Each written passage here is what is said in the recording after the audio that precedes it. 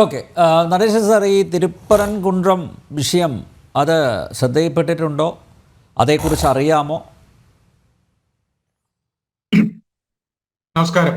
നമസ്കാരം. തിരുപ്പറൻകുന്றம் എന്ന വിഷയത്തെക്കുറിച്ച് ശരിക്കും മലയാളി അറിയുന്നത് ജനൻ ടി വിയിലൂടെയാണ്. അതുകൊണ്ട് തന്നെ ആദ്യമായി ജനൻ ടി വി ഇക്കാര്യത്തിൽ ഞാൻ അഭിനന്ദിക്കുകയാണ്. രണ്ടാമത് ഈ വിഷയത്തിലേക്ക് കടക്കുന്നതിന് മുമ്പ് ഒരു കാര്യം, കേരളത്തിലെ മുനമ്പത്ത് നടന്ന വഖഫ് ഇതുമായിട്ട് ബന്ധപ്പെട്ട വിഷയത്തിൽ അതില് എല്ലാ വിഭാഗം ആളുകളും, അതായത് ഹൈന്ദവരും അതുപോലെ തന്നെ എല്ലാ വിഭാഗം ആളുകളും അതിനു വേണ്ടിയിട്ട് സപ്പോർട്ട് ചെയ്തു. എല്ലാ മാധ്യമങ്ങളും ഈ വിഷയം ചർച്ച ചെയ്തു. പക്ഷേ തമിഴ്നാട് മധുരയ്ക്കടുത്തുള്ള ഈ തിരുപ്പറൻകുன்றത്ത് നടന്ന ഈ പ്രവർത്തനത്തെ സംബന്ധിച്ച് ആരും ഇതുവരെ മിണ്ടിയില്ല എന്നുള്ളതാണ് ഒന്നാമത്തെ കാര്യം എനിക്ക് പറയാനുള്ളത്. രണ്ടാമത്, ശ്രീ ജഗൻ ഇതിന്റെ ഒരു നാൾ വഴിയെ കുറിച്ച് പറഞ്ഞു. അത് നമുക്ക് അറിയാവുന്നത് പോലെ ഈ സംഭവത്തിന് തുടക്കം വളരെ വർഷങ്ങളായിട്ട് പ്രശ്നങ്ങളുള്ള സ്ഥലമാണ്. പക്ഷേ ഈ അടുത്ത കാലത്ത്, അതായത് കഴിഞ്ഞ ഡിസംബർ മാസം 27-ാം തീയതിയാണ് മലയടിപ്പട്ടിയിലെ മുസ്ലിം സമുദായത്തിലെ കുറെ ആളുകൾ വന്ന് ഈ ക്ഷേത്രത്തിന്റെ മുകളിൽ, അതായത് ഈ ദർഗയ്ക്ക് അടുത്ത് വന്ന് അവരുടെ ബലിയർപ്പിക്കുക എന്ന് പറഞ്ഞാൽ ആടിനെയും കോഴിനെയൊക്കെ വെട്ടുക. അത് ക്ഷേത്രത്തിന് അധികാരപ്പെട്ട ഭൂമിയാണ്. ഇതിനു വേണ്ടിയിട്ട് ശ്രമിച്ചപ്പോ നിയമപരമായി അതിനുള്ള അധികാരമില്ല. നേരത്തെ 1931 ആ കാര്യം പറഞ്ഞിരുന്നു. അത് പ്രകാരം നിയമപരമായിട്ട് അവർക്ക് അതിനുള്ള അധികാരമില്ല. അതുകൊണ്ട് തന്നെ പോലീസ് ഇത് തടഞ്ഞു. വീണ്ടും ഈ പ്രശ്നം വരുന്നത് ജനുവരി 5-നാണ്. ജനുവരി 5-ന് ഈ കുന്നിന്റെ ചുവട്ടില് മുസ്ലിം വിഭാഗത്തിലുള്ള വലിയ ഒരു വിഭാഗം വന്ന് ഇതിനെതിരായിട്ട്, അതായത് ഇവിടെ ഞങ്ങൾക്ക് ആടിനെയും കോഴിനെയും വെട്ടണം, അത് ക്ഷേത്രഭൂമിയല്ല എന്ന് പറഞ്ഞുകൊണ്ടുള്ള ബഹളം തുടങ്ങുകയാണ്. ഇത് 400 വർഷമായിട്ടുള്ളതാണ് എന്നുള്ള വാദങ്ങൾ തുടങ്ങുന്നു. വീണ്ടും ജനുവരി 18-ാം തീയതി കൂടി രംഗം ഒന്നുകൂടി മാറുകയാണ്. അതായത് നിരോധിത ഭീകര സംഘടനയായിട്ടുള്ള PFIന്റെ മറ്റൊരു വിഭാഗം കൂടി ആയിട്ടുള്ള, എല്ലാം ഒന്ന് തന്നെയാണ്, SDP, അവരുടെ നേതൃത്വത്തില് വിപുലമായ ആടുവെട്ടൽ, കോഴിവെട്ടൽ ഈ പരിപാടിക്ക് വേണ്ടിയിട്ടുള്ള ശ്രമം തുടങ്ങുകയാണ്. സ്വാഭാവികമായും അവിടുത്തെ ഹിന്ദുക്കൾ അതിനെ എതിർക്കുമെന്ന കാര്യത്തിൽ സംശയമില്ല. കാരണം നമുക്കറിയാം, തമിഴ്നാട് മുരുകന്റെ മണ്ണാണ്, അവരുടെ രക്തത്തിൽ കലർന്നിരിക്കുന്നതാണ്. അതിന് മുന്നോട്ട് വന്നപ്പോൾ ശ്രീ ജഗൻ പ്രതിനിധാനം ചെയ്യുന്ന ഹിന്ദു മക്കൾ കച്ചി, ആ ഹിന്ദു മുന്നണി അതിനെ സപ്പോർട്ട് ചെയ്തതെന്ന് മാത്രമല്ല, അവിടുത്തെ മധുര ഡിസ്ട്രിക്ട് പ്രസിഡന്റ് ആയിട്ടുള്ള ശ്രീ സോളേക്കണ്ണൻ അവർ, അവിടുത്തെ പോലീസ് കമ്മീഷണർ ശ്രീ ലോകനാഥന് ഒരു പരാതി കൊടുക്കുന്നുണ്ട്. ആ പരാതിയിൽ അദ്ദേഹം ചൂണ്ടിക്കാണിക്കുന്നത് മുൻകാലങ്ങളിൽ ഈ വിഷയം രമ്യമായി പരിഹരിച്ചിട്ടുള്ളതാണ്. അതുപ്രകാരം ഇവിടെ പ്രാർത്ഥനയ്ക്ക് മാത്രമേ ഈ ദർഗയിൽ അധികാരമുള്ളൂ. അത് മറ്റുള്ള കാര്യങ്ങൾക്ക് വേണ്ടിയിട്ട് മദ്യമോ മാംസമോ ഉപയോഗിച്ചുള്ള ആരാധനക്കൊന്നുമുള്ള അധികാരം ഇല്ല എന്ന് ചൂണ്ടിക്കാണിച്ചുകൊണ്ട് അദ്ദേഹം ഒരു ഹർജി ഫയൽ ചെയ്യുന്നുണ്ട്. അതിനുശേഷം വീണ്ടും ജമാഅത്തെ പ്രവർത്തകര് വീണ്ടും ശക്തമായി വരുന്നു. അവരെ പോലീസ്, ഓർക്കുക, ഈ സമയത്ത് ഒന്നും തന്നെ മറ്റു പ്രസ്ഥാനങ്ങൾ അധികമായിട്ട് വന്നിട്ടില്ല. പോലീസ് തന്നെയാണ് അവരെ മാറ്റുന്നത്. അതൊരു വലിയ സംഘർഷത്തിൽ കലാശിക്കുന്നത്.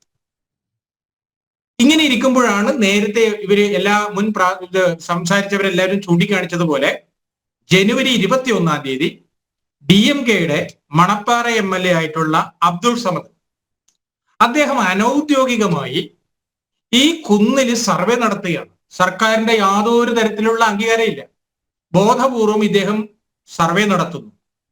ഇതോടൊപ്പം ഇന്ത്യൻ യൂണിയൻ മുസ്ലിം ലീഗിന്റെ MP ആയിട്ടുള്ള ശ്രീ നവാസ് ഖനി, അദ്ദേഹം ഏകപക്ഷീയമായി പ്രഖ്യാപിക്കുകയാണ് ഇത് മുഴുവനും വഖഫിന്റെ സ്വത്താണ്, ഇത് ക്ഷേത്രത്തിൻ്റെതല്ല. അതുകൊണ്ട് തന്നെ ഇവിടെ ആടുമാടുകളെ വെട്ടാനും കോഴിയെ ബലിയർപ്പിക്കാനും ഒക്കെയുള്ള അധികാരം ഉണ്ട്, വളരെ ശക്തമായിട്ട് പറയുകയാണ്. ഇതോടുകൂടിയാണ് കാര്യങ്ങൾ കൈവിടുന്ന തരത്തിലേക്ക്. കാരണം ഓർക്കേണ്ട ഒരു പ്രശ്നം, DMKയിലെ ഹിന്ദുക്കളും ADMKയിലെ ഹിന്ദുക്കളും കോൺഗ്രസിലെയും ഹിന്ദുക്കളായിട്ടുള്ള ഭക്തന്മാർ, അവരടങ്ങുന്നതായ വലിയ ഒരു സമൂഹം ഈ നീക്കത്തിനെതിരെ ദർഗയിലെ ബലികർമ്മം നടത്താൻ പാടില്ല എന്ന് പറഞ്ഞുകൊണ്ട് കാരണം അവിടെ പ്രാർത്ഥന നടത്താൻ മാത്രമുള്ള അധികാരമുള്ളൂ. അങ്ങനെയാണ് വരുന്നത്. പക്ഷെ ഈ നിയമം ലംഘിച്ചുകൊണ്ട് ആണ് ഈ പറഞ്ഞ DMK-യുടെ ആളുകളും ഇന്ത്യൻ യൂണിയൻ മുസ്ലിം ലീഗിന്റെ ആളുകളും എല്ലാം നടത്തുന്നത്. സ്വാഭാവികമായും കഴിഞ്ഞ ചൊവ്വാഴ്ച, അതായത് ഫെബ്രുവരി 4-ാം തീയതി വൈകുന്നേരം ഇതിനെതിരായി ശക്തമായ ജഗൻ അതിനെക്കുറിച്ച് വിവരിച്ചിരുന്നു. അതിനെ എതിരായിട്ടുള്ള വലിയ പ്രക്ഷോഭം പൊട്ടിപ്പുറപ്പെടുന്നതാണ്. മലയാളികൾക്കറിയാം, കേരളത്തിലെ ശബരിമല ഇഷ്യൂ വന്ന സമയത്ത് ആ ഇഷ്യൂവിലെ സ്ത്രീകൾക്ക് കയറാം എന്ന് പറയുമ്പോൾ ആദ്യം സ്ത്രീകൾ തന്നെയാണ് രംഗത്തിറങ്ങിയത്. അതല്ല, ഈ ആചാരം ലംഘിക്കാൻ ഞങ്ങൾ അനുവദിക്കില്ല എന്ന് പറഞ്ഞുകൊണ്ട് പന്തളം കൊട്ടാരത്തിൽ നിന്നുകൊണ്ട് ഘോഷയാത്ര, ശരണമന്ത്രത്തോടു കൂടിയ ഘോഷയാത്ര നടത്തിയത് നമ്മൾ കണ്ടാണ്. അത് ഇവിടുത്തെ പൊതുസമൂഹമായിരുന്നു. അതിനുശേഷമാണ് ഇവിടുത്തെ ഹൈന്ദവ വിഭാഗങ്ങളെല്ലാം നേതൃത്വം നൽകി. ഇപ്പൊ ആ നിലയിൽ ഇവിടെ 50ഓളം ഹിന്ദു പ്രസ്ഥാനങ്ങൾ പിന്നീട് രംഗത്ത് വരികയുണ്ടായി. ഇങ്ങനെ നമ്മൾ നോക്കിക്കഴിഞ്ഞാൽ ഇത് യാതൊരു തരത്തിലും നേരത്തെ പറഞ്ഞതുപോലെ പ്രകോപനവുമില്ലാതെ ഏകപക്ഷീയമായി ഈ വഖഫ് എന്ന് പറയുന്ന നിയമത്തിന്റെ മറവിൽ അവർ ഓൾറെഡി പലതും പ്രഖ്യാപിച്ചു കഴിഞ്ഞു. ഇന്ത്യൻ പാർലമെന്റ്, അതുപോലെ കാശി വിശ്വനാഥ ക്ഷേത്രം തുടങ്ങി എല്ലാം തന്നെ ഞങ്ങളുടേതാണ് എന്ന് പ്രഖ്യാപിച്ചുകൊണ്ട് ഉള്ള സമരമാണ് ഇവർ നടത്തിക്കൊണ്ടിരിക്കുന്നത്. സമരമല്ല, അതൊരു ഭീകര പ്രവർത്തനമാണ്. ഇതില് നമുക്ക് പൊതുജനങ്ങൾക്ക് ചോദിക്കാനുള്ളത്, എന്തുകൊണ്ട് നമ്മുടെ മാധ്യമ സുഹൃത്തുക്കൾ ഈ വിഷയം ചർച്ച ചെയ്യുന്നില്ല? എന്തുകൊണ്ട് ഇവിടുത്തെ മാനവികതയുടെയും സ്നേഹത്തിന്റെയും വക്താക്കളായിട്ടുള്ള ആളുകൾ ഏകപക്ഷീയമായി ഇവിടുത്തെ ഒരു സമൂഹത്തെ ഉന്മൂലനം ചെയ്യുന്നതിന് വേണ്ടിയിട്ടുള്ള ഈ നടപടി അരുത് എന്ന് പറയുന്നില്ല? കാരണം ഈ പോക്ക് അത്ര ശരിയല്ല. അതുകൊണ്ട് ഒറ്റ ഒരു കാര്യം കൂടി പറയാൻ ഞാൻ ആഗ്രഹിക്കുകയാണ്. അയോധ്യയിലെ ക്ഷേത്രത്തിന് എതിരായി നിൽക്കുകയും അതിനു വേണ്ടിയിട്ട് എല്ലാ ശ്രമത്തെയും അടിച്ചമർത്തുകയും പോലീസിനെ ഉപയോഗിച്ച് എല്ലാ തരത്തിലുള്ള ഭീകരപ്രവർത്തനവും നടത്തിയ മുലയൻ സിംഗ് യാദവ് അതുപോലുള്ളതായ മറ്റുള്ള ആളുകളുടെ അവസ്ഥ എന്താണെന്ന് നമുക്കറിയാം. സത്യം എല്ലാ കാലത്തേക്കും മൂടി വെക്കാൻ സാധ്യമല്ല. അത് ഒരു ദിവസമെങ്കിലും അത് പുറത്തേക്ക് വന്നിരിക്കും. ഇതിന്റെ നാൾവഴികള് ധാരാളമുണ്ട്. ഈ കുന്ന് എന്ന് പറയുന്നത് അവിടെ എല്ലാ പൗർണമിയിലും കാരണം മലയെ നമ്മൾ ശ്രേഷ്ഠമായിട്ട് അത് അവതാരമായിട്ട് കരുതുന്നതാണ്. തിരുവണ്ണാമല അങ്ങനെയാണ്. അവിടെ എല്ലാ മാസവും പൗർണമിയില് വളരെ വിശേഷമാണ്. അപ്പോ കുന്നിനെ പൂജിക്കുന്ന, ഗിരിവലം ചെയ്യുന്ന ഒരു സമ്പ്രദായം ഇപ്പോഴും നടന്നുകൊണ്ടിരിക്കുകയാണ്. അതിനെതിരായിട്ട് പല കുറി ശ്രമങ്ങൾ നടത്തിയിട്ടുണ്ട്. പക്ഷെ ഇതൊന്നും തന്നെ ഇത് തെറ്റാണ് ഈ ചെയ്യുന്നത് എന്ന് പറയാനുള്ള സാമാന്യ ബോധം അവിടുത്തെ ഭരിക്കുന്ന കക്ഷിക്ക് ഇല്ല. നമുക്കറിയാം, കേരളത്തിലെ ഭരിക്കുന്ന കക്ഷി അവരെപ്രകാരമാണോ ഹിന്ദു വിരുദ്ധമായി പ്രവർത്തിക്കുന്നത് അതുപോലെ തന്നെയാണ്. അവിടെ ഒരു വകുപ്പുണ്ട്, ഹിന്ദു മത ജീവകാരുണ്യ എൻഡോമെന്റ് മന്ത്രി ശേഖർ ബാബു എന്നാണ് അദ്ദേഹത്തിന്റെ പേര്. ശ്രീ ജഗന് ഈ കാര്യങ്ങളെ കുറിച്ചൊക്കെ അറിയാം. അദ്ദേഹം അടക്കമുള്ള ആളുകൾ ഈ അന്യായത്തിന് കൂട്ടുനിൽക്കുന്നു. അപ്പൊ അതുകൊണ്ട് ഈ നാട്ടിൽ ശാന്തിയും സമാധാനവും പുലരണമെങ്കിൽ ഇവിടെ മനുഷ്യർ ഒന്നിച്ച് അവരവരുടെ ആരാധനാ സമ്പ്രദായത്തിൽ വിശ്വസിച്ചുകൊണ്ട് സ്നേഹത്തോടുകൂടി കഴിയണമെന്നുള്ളത് എല്ലാ മനുഷ്യ സമൂഹത്തിന്റെയും ആഗ്രഹമാണ്. അതിനെതിരായി പ്രവർത്തിക്കുന്ന ഭീകര പ്രസ്ഥാനങ്ങളെ സപ്പോർട്ട് ചെയ്യുന്ന ഒരു നിലപാടാണ് DMK അടക്കമുള്ളതായ കക്ഷികൾ ചെയ്തുകൊണ്ടിരിക്കുന്നത്. അവരെ സപ്പോർട്ട് ചെയ്യുന്നതായ ഇന്ത്യ മുന്നണിയും ചെയ്തുകൊണ്ടിരിക്കുന്നതാണ്.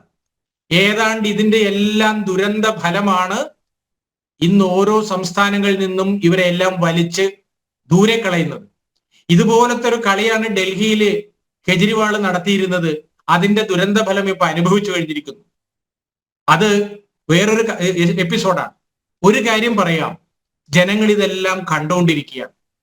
ഇതിന് മറുപടി ഇന്നല്ലെങ്കിൽ നാളെ ഇവരോരോരുത്തരും പറയേണ്ടി വരും. അതല്ല എങ്കിൽ ജനം തീരുമാനിക്കും നിങ്ങളെ ഞങ്ങൾക്ക് ആവശ്യമില്ല എന്ന്.